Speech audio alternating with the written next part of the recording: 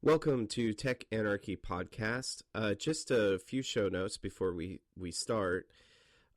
Jennifer and I ran into some technical difficulties while recording in the middle of the show. So what we decided to do was chop up the show into two pieces. The first piece, which is kind of a recap of the news from last week, will be included in this podcast. And then Thursday, we will release the second piece, which is on quantified self.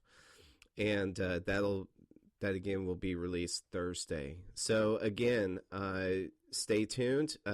You can keep up with Tech Anarchy on our website, www.techanarchy.com.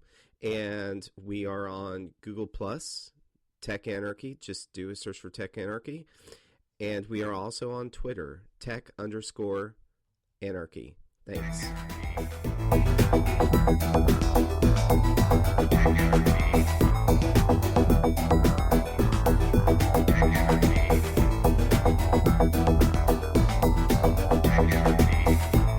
Live from Anarchy Nation, it's Tech Anarchy, episode number 3. I'm your host, Tim Harris, and with me, as always, my co-host, Jennifer. Hey, Tim. Hey, how are you? I am feeling great on this gorgeous Sunday morning. How are you? Isn't it? It's great here. We had quite the thunderstorm last night, so check my car for hail damage and everything's all good. Oh my. I was afraid I was going to have to do yet another. That's bad. That's scary when it's hail like that, It's just, I hate that. Oh, yeah. It was crazy because all around the Metroplex area, people were sending in photos of what looked like snow. I mean, there was ice all over the ground. It was a pretty crazy thunderstorm. So yeah, it really does look like snow when you get those big hailstorms like that. Yeah. So the pictures were cool, and then that along with this massive solar event, I'm kind of wondering, day after tomorrow doesn't really feel like tomorrow. It feels like today. Seeing the effects that those huge solar flares can have on the planet, it really does. And it's interesting because a lot of the planet is we go through these cycles, right? And even in our moods, I know it sounds weird, but how the events that happen in our lives are actually kind of dictated by these cycles. And I've just been recently reading about this and I'm finding it amazing, and I need to learn more, but it's crazy. So yeah, that's probably has something to do with why you have that big hailstorm. But granted, over here it's been really nice. It's sunny and 60 degrees. Yeah, exactly. Unfortunately, when you try to draw these big correlations and stuff, it all falls apart when you just go maybe 300 miles away from where you live. Yeah. But yeah, I mean, that's kind of interesting. I think I just may do that next time. You kind of just sparked this idea. Why not, next time there's like a big solar flare, I'm going to be wearing a mood ring or something and see exactly what happens to the mood ring. Yes. In correlation with the solar flare, and see whether or not reality is indeed Altered, signified, right? or altered by both events. But anyway, so pretty crazy weather here, and it's sunny over there, so great. But we're both sharing a great Sunday, so Yes. which is always good. Yes. I had a wonderful workout this morning. I decided I tried a new thing. I have a rebounder and a huge MMA bag hanging in my garage, right? And before, the bike was hanging and it got in the way of things. So I moved the bike and I put the rebounder right next to the MMA bag. So I'm hopping on the rebounder and hitting the bag at the same time. And oh my God, it was really a great workout. So in addition, so you're going to have to explain to me what a rebounder is. That's those little trampolines that you bounce on. Mm-hmm. Okay, I'm looking it up right now. Rebounder. So are they... Oh, okay. I just never heard them called a rebounder before. Yeah. Oh, so what? So a punching bag, you said? Yeah, a huge bag hanging in the garage. And so I usually do kickboxing or martial arts with it. And I was like, well, let me try jumping on the rebounder and hitting the bag at the same time and kind of, and it worked quite well. And it really got my heart rate up. So, um, but Okay, so now my question for you is, were you wearing a Fitbit while doing this? I was wearing a Nike Fuel Band. And so my Nike Fuel Band as of noon right now, it just turned noon. I'm at 2,300 with the fuel level, which is pretty good for by noon. I have it set to try to hit a goal of 4,000 in the day, so it's not evenly halfway through the day, and I'm already about there. And let me see what it says for steps. Yeah, Steps that's what I wanted to know, steps. only 6,839. So does that sound right? I It's hard to say. Sometimes I think that is less than what it should be, especially if I do a step workout and I know approximately how many steps that I take in a step workout, yet this thing says that it's like a lot less than what it is. Uh, And but I mean I don't know. I was thinking about upgrading it to the next gen Nike Fuel Band that is coming out in a few weeks, and right. that one is supposed to be better and measure more accurately. And if you're on a bike, it should help you with that as well. And so, Exactly. yeah, Did you get the new iPhone 5S yet? I have not. I have not, but I know that you did. You and your wife got one, right? No, just me. Just Just you. me. Okay. I tried to get the wife to upgrade to the 5, but she wanted to keep her 4S. Oh, well, you have LTE where you are, right? I do. So why does she want to keep the 4S? It's larger. She does not like the fact that it's a larger phone. Oh, she doesn't want, but it's faster. It is. It has LTE. eh, Everybody's different. Yeah, That's what I love about her. yeah. But the reason why I asked is because the iPhone 5S and the new Nike Fuel Band, which I thought they were already out, so that's news to me that they're not yet out, is supposed to take advantage of the M7 processor.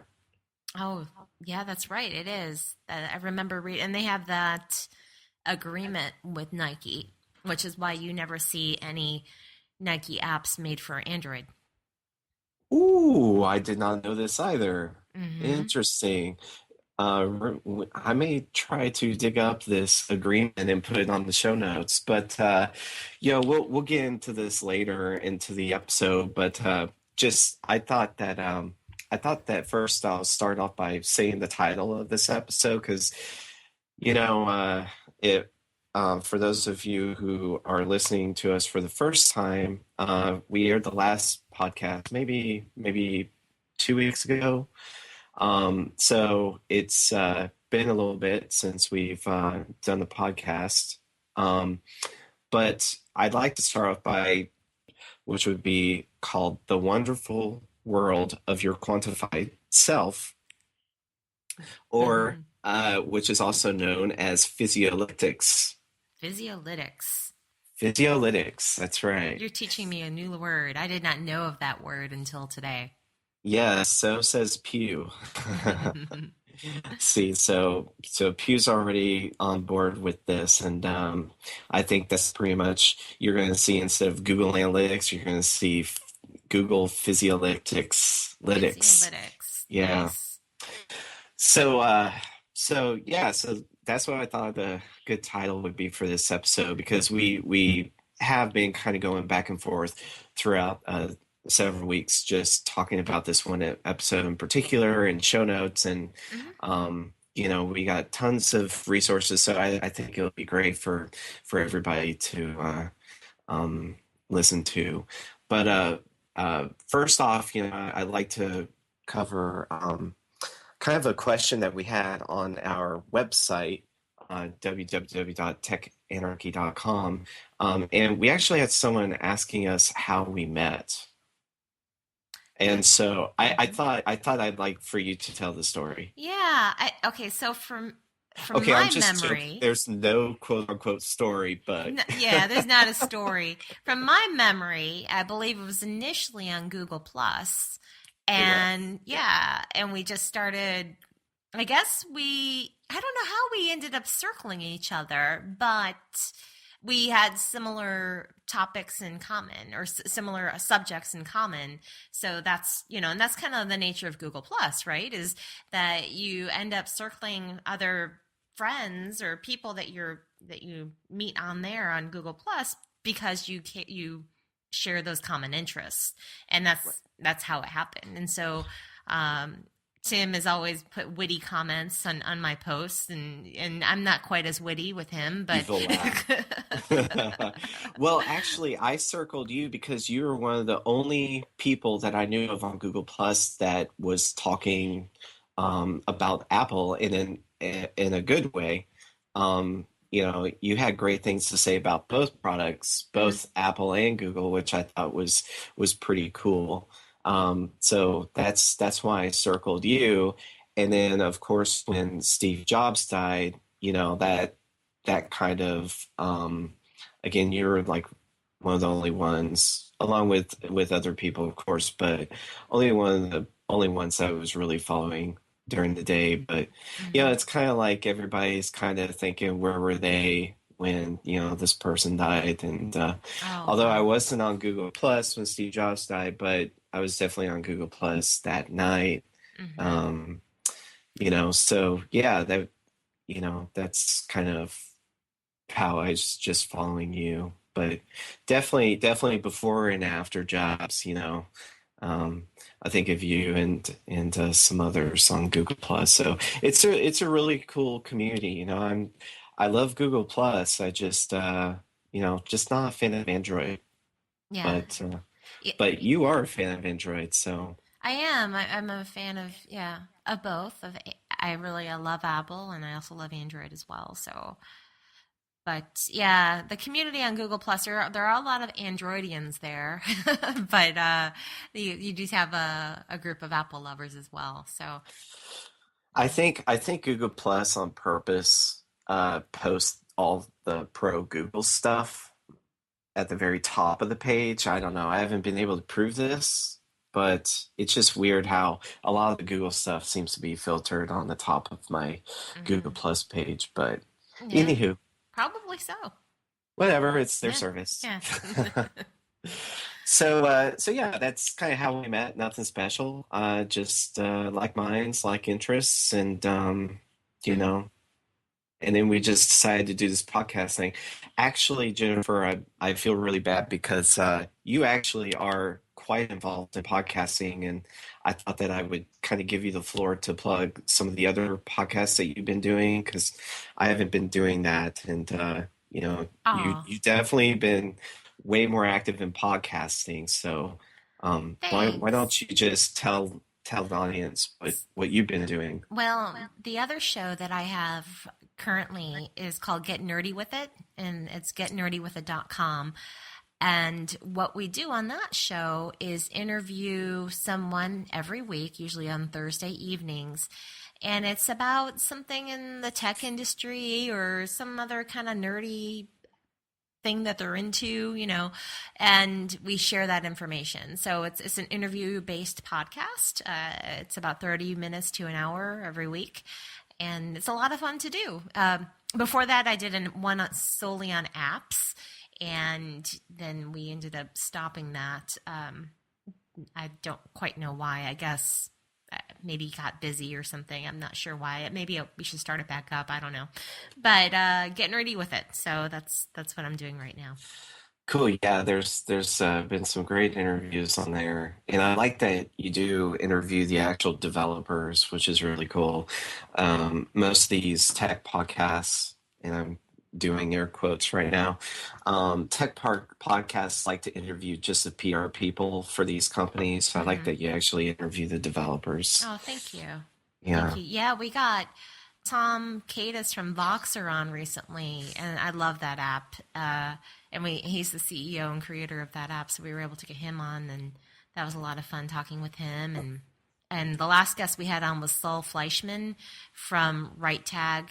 getnerdyWithIt.com, and that's all about hashtags. And he's the creator of that site. And what they're trying to do is optimize hashtags for your best use as well as others. So, pretty neat. Yeah, just a quite quick little sidebar because let's first actually I'm going to stop right now because we can actually talk about it in this next segment. But Okay. yeah, We'll I pause. just had a thought. Yeah. Okay. We'll save it. Yeah. So cool. So and what was the website again for your current podcast, getnerdywithit.com? Yeah, getnerdyWithIt.com. Okay. Yeah. And we'll make sure that we put those in the show notes Oh, for everybody cool. interested. Well, Yeah. that's kind of you. Thanks, Chin. It's cool. So let's get into it, shall we? Yeah, let's. This first segment is in the news, and I'd just like to discuss kind of what's been going on for the week. And last week brought about a lot of changes and heartache in the tech world, and heartache being the introduction of Mavericks. What happened? So, well, let's step back a second. So, for everyone out there, Apple did release their latest OS X Mavericks, and it is a free upgrade compatible with 9 out of 10 Macs today. So, they're looking at approximately a 90% conversion rate, which is really going to reduce the amount of segmentation out there in the field. So that's really nice. So, but what is your heartache with it? What's going on?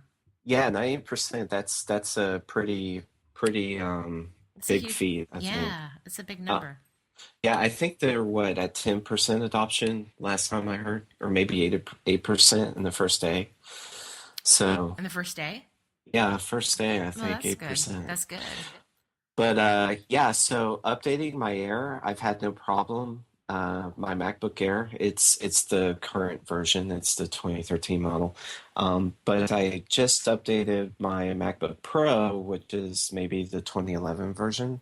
And I updated a few days ago, but you and I have been so busy, and so this morning I just wanted to make some additions to the script I'm working on, and next thing I know, I find out that Time Machine is not working correctly. Oh no! And I was like, "Oh crikey!" And so you do the regular, you restart, you reload your machine, and next thing I know, the machine will go after 2 power cycles. Wait, you dropped out on me right there. You said you restarted your machine and then you dropped out.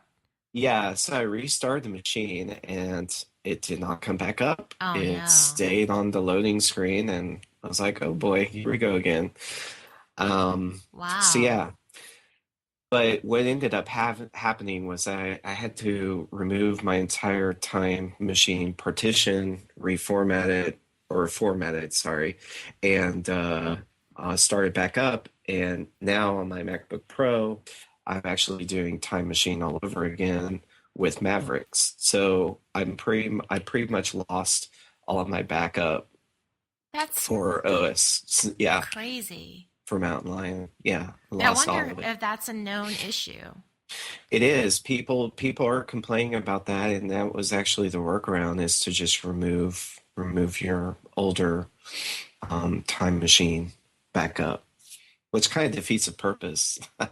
Yeah, it does. If you had all that old data backed up, and that's something that's a miss in my opinion. Yeah, definitely a miss. I guess maybe the reason is since it's now using Mavericks, it would be challenging to reload the data from the previous backups that were. You're exactly right, Yeah. And I had a feeling. I mean, this is just a guess, and I'm assuming there probably be a patch by Apple. I'm thinking there's going to have to be, but in Mavericks, one of the coolest features, and actually I really, really like this feature, you can tag files. And so all this morning I've been tagging files and everything. Me too. I love it. I was doing it last night. It's great. So have you tried doing Spotlight in tags? Let me try it right now. Let's see. So what was that tag I was doing? It was yeah. Let's see. Yeah, it just pops right up. I mean, I'm putting in the tag CFL, which stands for something, and all my files that I labeled with this or that I tagged with this have popped up. So, Oh, cool. yeah. See, it's not doing that for my MacBook Pro, so I'm thinking I'm gonna have to train Spotlight to find it. Oh, wow. Maybe update my preferences. Maybe I should try to tag. Let me try to tag another file here. Let's see if I can. Let's see, tags. I'm going to do this one with some random word. Let's do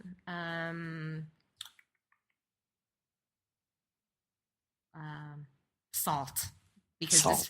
this file does not have the word salt in it. Okay, so now Oh, that's a great test. I've tagged it with that because what I was searching that did with CFL, actually that was in the content as well. So let me do salt.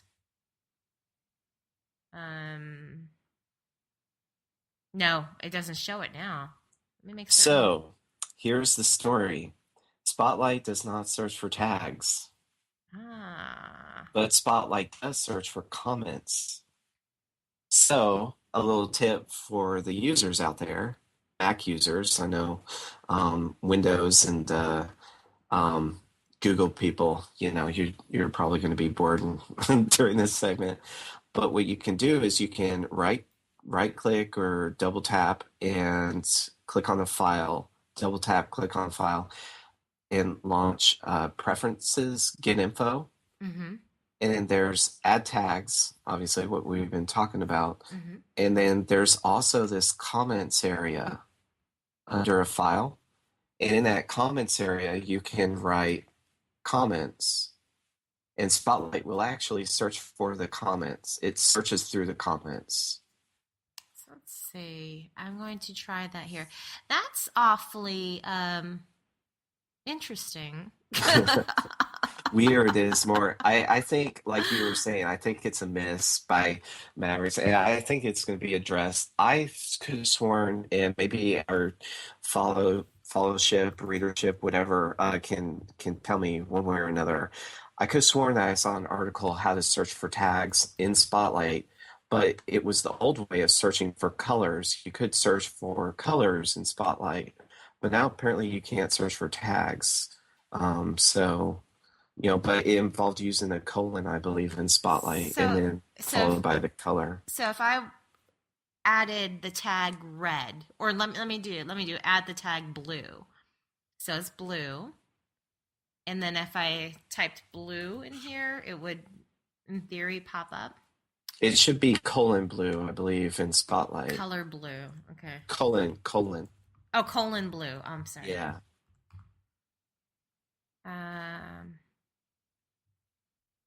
You get anything? Not the file I'm trying to find. Some stuff I did pop up, but yeah. Let's see. Spotlight color search. Search web. That's a huge. So it must have. Yeah. Before I wasn't even thinking when I did that CFL. That wasn't in the name of the files, but it was in the body of the files. So that's why it was popping up in Spotlight search. But for this, that's quite, what's the purpose of tagging if you're not going to be able to search for your tags? Exactly. That's completely irrelevant. That's. It looks great. It's neat to do. It's fun. It's. Yeah, exactly. Okay, here it is. In the old Mountain Lion days, mm-hmm. or OS X days, prior to Mavericks, mm-hmm. you had to type label, colon, and then the number, and the number represented the color. Oh. In Spotlight.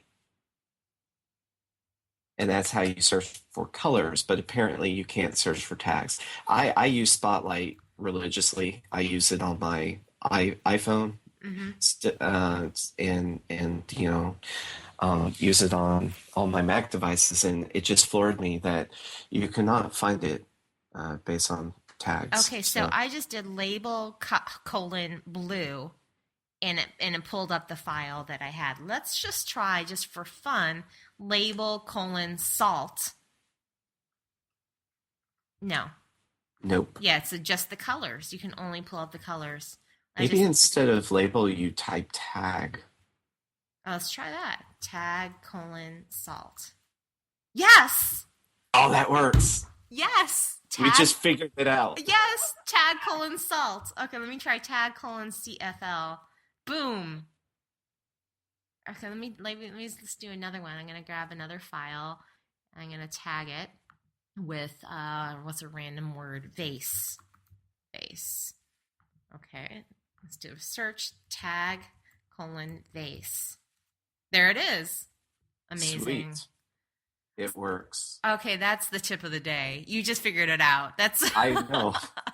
That's awesome. I got to see if someone else is talking about this because that's kind of strange. No one isn't. Now you need to write a post on that. I'm going for it. Yeah, I'm going to share your post. See, that's the point of this podcast, is to just talk about this stuff and just eventually this cool idea comes out, and there you have it. We just discovered tags live. Yeah, I bet you 95% of people out there would not think about something like that, and nope. Yeah. Very cool. Well, thank you, Jennifer, for bringing that about. That was freaking awesome. So while we're on the topic of Mavericks, have you tried your Apple TV yet, the extended desktop? No, I have not, but I just updated my Apple TV this morning. Okay. So you'll be able to do that now. Yes. Actually, so I have quite an extensive DVD collection, and unfortunately, a lot of my DVDs aren't yet on the cloud in some form or fashion, so they're not on iTunes. So they're pretty old DVDs, and so I still like to stream DVD. I'll plug in a DVD into my MacBook Pro because it actually has a DVD player. And then I'll use AirPlay and stream it to one of my larger TVs. Oh, that's nice. But before, I could only stream in 4:3 format. But now I can extend AirPlay to fit the screen. So now I could do 16:9. That'll be nice. So yeah, that's a very, very cool feature. So thanks for bringing that up. I forgot about that. Yeah, it is a great feature. I used it the other night, and it looked beautiful. There was a little bit of jumpiness when I was trying to move the mouse, right, or the with the touchpad, and not on the main screen on my MacBook, but on my MacBook Pro, but the on the television there was a little bit of a jumpiness or staggeredness, but it looked nice. And my thing is on the huge 56-inch screen, it's challenging for me to see the windows that are out there. Like, so if I have a window with a small print on it, it's hard for me to really see that on the TV. I think it's my eyesight. I bet you that if there were like a 20-year-old next to me, that they'd be able to see it. But I think that's what it is. No, I think just generally the HD is not really it. I mean, okay, so you can see text in regular HD, and yeah, I do agree it's hard to see. But then when you look at the same feed via like a 4K display, it's night and day. I mean, really, so if you go to a Best Buy, any of our listening audience can do this. Go to a Best Buy with a 4K display. Most of them have them today. I think most of the Magnolia stores, but anyways, and on the Sony TV, the 4X TV, which is on demo, there's a folder that you can browse to where you can just view newspaper samples. Neat. And even Sony knows that on their 4K display, it's almost like Retina. It's meant to be viewed as well. So, and I was just in awe. I mean, the newspaper, they scanned the black and white newspaper, and that via many options, you can select this newspaper and view it, and it's just amazing. It's just the text is so crisp. So I need to make a trip over to the Best Buy to check that out. There you go. And if Best Buy were smart, they'd be funding this episode. But Yeah, but it's very cool and it's highly interactive. I mean, you right away you can just imagine all the possibilities with 4K displays, not just with video, but with papers and just content in general, like Mm-hmm. websites and stuff, and how the 4K TV is probably the best resolution ever that's fully capable of viewing websites and other kind of printed material. So Mm-hmm. yeah, I can't wait. Speaking of 4K displays, will you be getting a MacBook Pro, I'm saying, the Mac Pro, and also a 4K display? Or two? Or three? No, I don't think so. I mean, I don't think so. I'm done with my purchasing this year. I mean, right away, you're talking about what, 10 grand for all that stuff? Well, yeah, probably. At Oh, least. goodness. Yeah. Apple's definitely making sure that their Ferrari crowd is happy. No, I cannot afford the Mac Pro, nor can I afford the three 4K displays that it supports. Well, at least they gave us Mavericks for free, as well as the um, iLife and what's the other one called? iWork updates. iWorks. Yeah. Oh man, again, thanks for bringing that up because I am a huge fan of Pages. They're retrofit. I know a lot of their power users are upset, but Pages for Mac and iOS especially, although I had it crash on me the other day, but iOS Pages is just amazing. It has the ease of use of Evernote, so you can just go in there and start typing and not have to worry about Oh, anything nice. disappearing. Um, and then the text is really nice, and the options are front and center. It's not just every option available now. When you start typing, it's just text. They're combining a lot of, I guess, elements. I think that's the name of the app, which is Mm-hmm. just text, which is pretty cool. But they kind of combine all these popular apps into Pages, and really did a fantastic job. And then the sharing. Sharing to iCloud now is seamless. Um, so I really love it. And then, Jennifer, I know you and I use Box. Mm-hmm. I just downloaded Box's new editor Mm-hmm. tool for Mac, and it'll actually kind of sync up with Pages, which is pretty cool. Oh, I didn't realize that. I didn't know that they had an editor on. You mean on the Mac itself? Okay, I see. Yeah. Yeah, so if you go to a document in Box, it has this edit button. You Mm-hmm. click at it, and they'll ask you to install their new editor app. And it basically acts as a conduit between any of your documentation programs that you have on your desktop and the Box.net cloud environment, which is really cool. So, but Pages kind of does the same with iCloud. So, you start working on one document on iOS and then instantly go to your Mac and it's going to be there. So it's a really awesome tool. And then I'm sure the same is with Numbers. Numbers is kind of Excel, uh, but the Mac version. And you just do do the Excel or start doing your number crunching. I don't really work with numbers, so number crunching on iOS and then go over to a Mac and it's there too. So yeah, I really like it. And actually I applied at Apple for the job of redoing all the UX for Pages. Oh So yeah.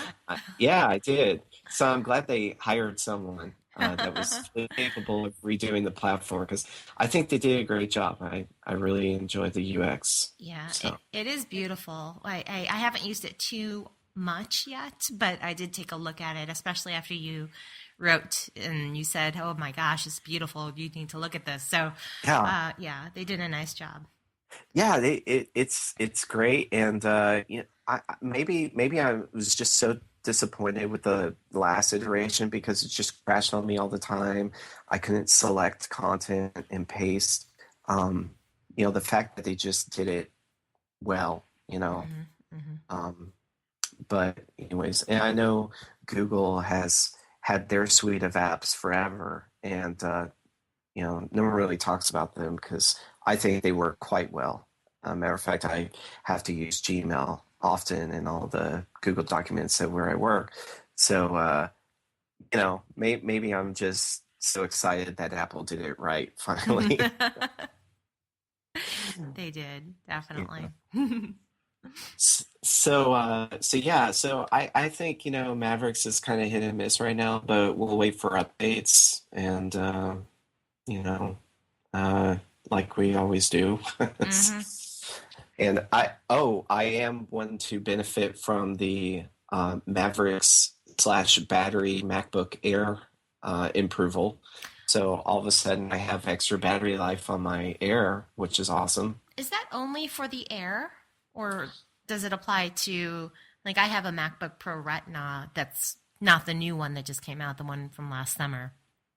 That's a great question. I don't know. I haven't noticed because I always have mine plugged in. So I have noticed because I never have mine plugged in. I mean, that's the difference between, I always have my Pro plugged in, but with my Air, I never have it plugged in, which is really weird. But yeah, all of a sudden I noticed extra battery usage and extra battery capacity, and I don't think I have to charge it for, I mean, maybe twice a week now. Oh, that's great. Yeah, it's an awesome tool, but yeah, so it's amazing that software improvement can increase battery life like that, but at the same time, they also kind of disabled some things I was used to on the MacBook Air side to make way for extra battery use. So, some of the power setting stuff is different, and matter of fact, all your setting stuff is different.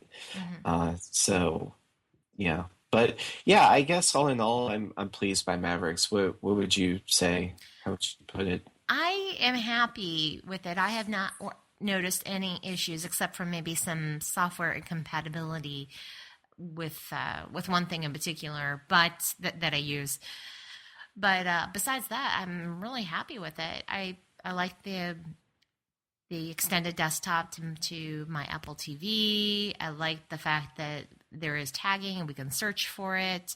I have not played with the tabbed, isn't it a tabbed spotlight? I have not tried that yet. Tabbed Finder. That's why. Okay, because I'm like, I thought it was Spotlight. I'm like, well, that doesn't make sense. I don't see any tabs in Spotlight. What's, all right. Yeah, that's right. The Tabbed Finder. Okay, I haven't used that yet. So I guess I should. Oh, you know what? I am now finding another tip. What's that? Wow, this is really cool. It's all live.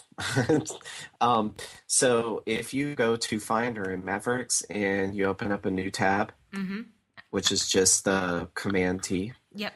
And what you could do, I saw that this older software tool available in the App Store called Tags, I think it was, had this concept of what they called smart folders in Finder.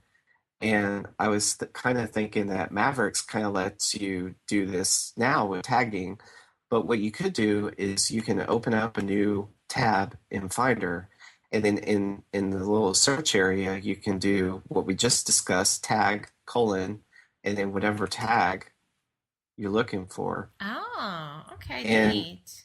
This Finder tab that we just created will automatically refresh with all the tags, I see, tagged files in real time. So in a way, it kind of works like smart folders in your mail client.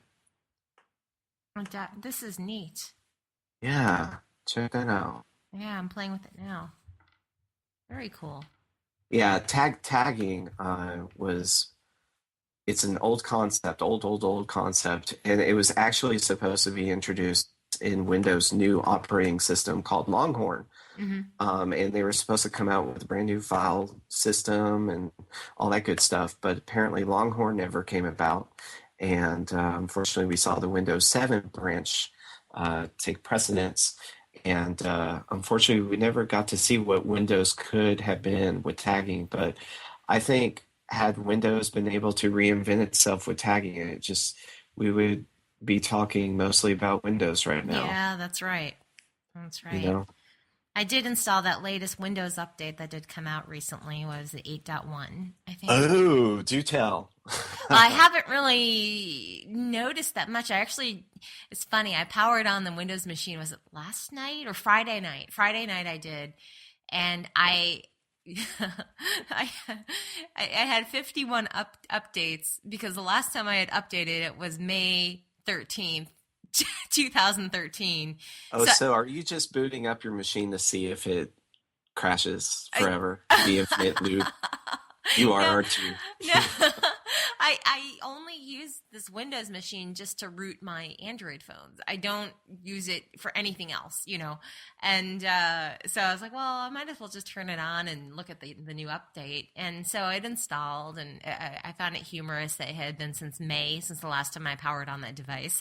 And only 51 updates, though. Only 51. But I did install the latest and greatest OS, but I really haven't noticed too much.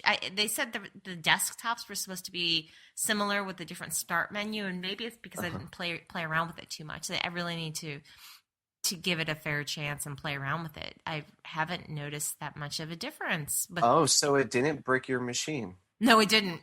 Oh, that's interesting, because some people I think it's a mixed bag. A lot of people are complaining that it affects the BIOS or something, or maybe the startup. So it never even starts up. Oh my. No, mine is starting up, which is good. So you have your start button, and then that's pretty much it. You just that's all. You're like, oh, hey, there's a start button, and there goes the Windows machine. It's already collecting dust now. I can't get into it. It's I don't blame you. Yeah. I have a VM, and I still run Windows 7 and VM, and I have to use it now at work, but it's again Windows 7, not Windows 8, and I just can't get into it either. I mean, I have to keep my Mac available at all times. Mm-hmm. I have a Windows 7 machine for work also, and then I also have my MacBook Pro sitting right next to it. So it's same here. Oh, funny. That's awesome. Well, yeah, so I think Mavericks is going to be good. I really like the tagging, and especially for like show notes and Tech Anarchy related stuff. Now I can just pull up Tech Anarchy stuff and then kind of create filters that kind of divide that content up. So it's definitely easier to tag content than it is to create folders, that's for sure. Mm-hmm. And so I really, really love that addition. That's something I was looking forward to. But unfortunately, as we discussed on Google Plus and elsewhere, OS X or Mavericks and iOS do not support AirDrop. So it's crazy. Apparently never made it to the GM, but I'm assuming that it was in earlier versions. So I know. I look at that AirDrop on the left sidebar, and I'm like, why? Why did you not work? I think that they purposefully did not put it in there just so they can announce it in some other keynote. Yeah, I think they're definitely sitting on these things just to, it's just same with the lack of Touch ID on the iPad Air. You're telling me they have that technology to put it in there. They just are holding back so they can, maybe they're going to launch an iPad Pro, or they'll throw it in the iPad Pro, or I don't know, who knows. But exactly. Yeah. And is that the new Apple? I think that is the new Apple. That's the Apple that just plays it safe and looks for headlines whenever possible, and it kind of blows. It does, yeah. Oh well. So as we were discussing earlier, we also had a massive solar event happen, and it's really, really cool. I posted pictures on the Tech Anarchy Google Plus page, which everybody can see, but apparently it's known as let's see, how is it put? It's known as the I have to look it up. It's known as the Canyon of Fire. Have you seen this picture? I'm pulling up what you posted right now to take a look at it. It Yeah. is an amazing photo from NASA of Oh the my. sun and this huge, huge wall of fire just Yes. coming straight. Wow. Apparently, the fire occurred away. I'm still not fully sure how this works out, but apparently, uh, it's not going to affect the Earth because of some reason or another, some technical jargon. But apparently, how I believe that these events might affect Earth in the foreseeable future. Um, but because my first thought was solar flare and how that wreaks havoc on our electronics. Mm-hmm. Um, and they're equating this solar event to this 2010 solar event, which I don't know if you remember. I remember vaguely that everybody was afraid that all the Yeah. electronics would be out for a I week. remember that one. Yeah. Yeah. Yeah. So, but apparently this event was away from Earth in some form or fashion, and it's not going to impact Earth. But they're saying that these kind of events might happen, and if or might again occur and will impact Earth. So we'll see. But the pictures are just amazing. Gorgeous. This picture from Yeah, NASA is just it's beautiful. you It's can't you can't make this stuff up. no, no. I love it. It's mesmerizing. Yeah, I can't wait for the HD photo because I'm just looking at a Yeah. I'm little thinking bitty photo. I'm thinking wallpaper. I'm Yeah, definitely, definitely. And it's interesting because the 2010 event, I was reading up a little about that, and the 2010 solar flare actually changed scientists' view as to how they document these solar events. And at first, prior to the 2010 event, they documented the solar flares as just they documented the events themselves, and they just monitored the events as just that, kind of like we do earthquakes. right. But after the 2010 event, then they started looking back and saying, well, when the solar flare occurs, there are lots of stuff happening on the sun in its entirety, and Mm-hmm. that they actually have to monitor the entire sun when the events occur, and not just the event. Hmm. So that that's amazing. And then to see the same kind of event occur a few days ago, I can just imagine what scientists, what solar scientists, whatever they're called, how busy they are right now documenting Oh this event. yeah. So It's fascinating how they measure this and how they can I don't know, just even the fact that they even have a picture of this, right? It's yeah, it's exactly. yeah, it's incredible. And I don't see it in the caption, but I believe this picture is taken by our new probe that is just taking pictures of the sun. Oh, neat. Yeah. Oh, here it is. These images were put this link in the show notes, but this is on NASA's website. These images were captured on September 29th through 30th, 2013. Uh, actually, that is that a typo? Because that's saying September. Maybe they were just released. Maybe I it don't know. was. Yeah. By NASA Solar Dynamics Observatory, or SDO, which constantly observes the sun in a variety of wavelengths. I don't know. You would think maybe it is. Maybe they meant to say October. Maybe because, yeah, I was hearing specifically about the October event. Mm-hmm. So, but yeah, it's pretty fascinating if you're into solar uh, startups. I'm always interested in solar flares just because what they do to our climate, and normally, an active sun kind of means, based on what area in the country you live in, means an extreme of some sort or another in weather. So it's always pretty interesting to look at Yeah, that. it has an effect on everything, and that I think the weather, and as I was saying before, it's really the energy that's all around us, and even I think it even affects us. I really am believing that. Definitely, yeah. Back, Yeah. back. I never heard that, but now I'm gonna have to kind of look online, do a quote unquote Google search for I mood rings and solar I'll flares. tell you what, there's a good book. It's I think you might like it.